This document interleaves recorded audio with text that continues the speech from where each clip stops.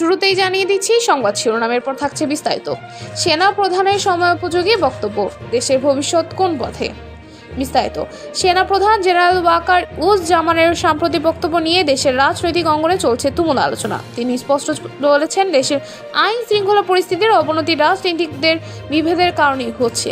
General Waker উজ-জামান জানিয়েছেন, তিনি নির্বাচন নিয়ে গণতান্ত্রিক সরকারের হাতে ক্ষমতা হস্তান্তর করতে চান।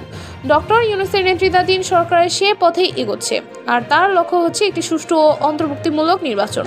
তবে রাজনৈতিক দলগুলোর মধ্যে ক্ষমতায় যাওয়ার প্রতিযোগিতা, সংস্কার নিয়ে মতভেদ এবং পারস্পরিক দোষারোপ পরিস্থিতিকে আরও জটিল করে তুলছে। জনগণ চায় সংস্কার, তারপর নির্বাচন, কিন্তু রাজনৈতিক দলগুলো দ্রুত ক্ষমতায় যেতে যাচ্ছে। 5 আগস্ট শেখ হাসিনা পতনের পর 8 আগস্ট ডক্টর ইউনূস দায়িত্ব নেওয়ার পর থেকে সংস্কারের উপর জোর দিয়েছেন। সেনাপ্রধানও মনে করেন, শুধু নির্বাচন যথেষ্ট নয়, দুর্নীতি, অবিচার ও অপপ্রশাসনের অবসান প্রয়োজন। তিনি সতর্ক করে বলেছেন, রাজনৈতিক বিশৃঙ্খলা বন্ধ না হলে দেশের স্বাধীনতা ও সার্বভৌমত্ব হুমকির মুখে পড়বে। সেনাবাহিনী নামে অপপ্রচার বন্ধের আহ্বান জানিয়ে তিনি বলেছেন, এসব বাহিনী দেশের জন্য গুরুত্বপূর্ণ ভূমিকা পালন করছে।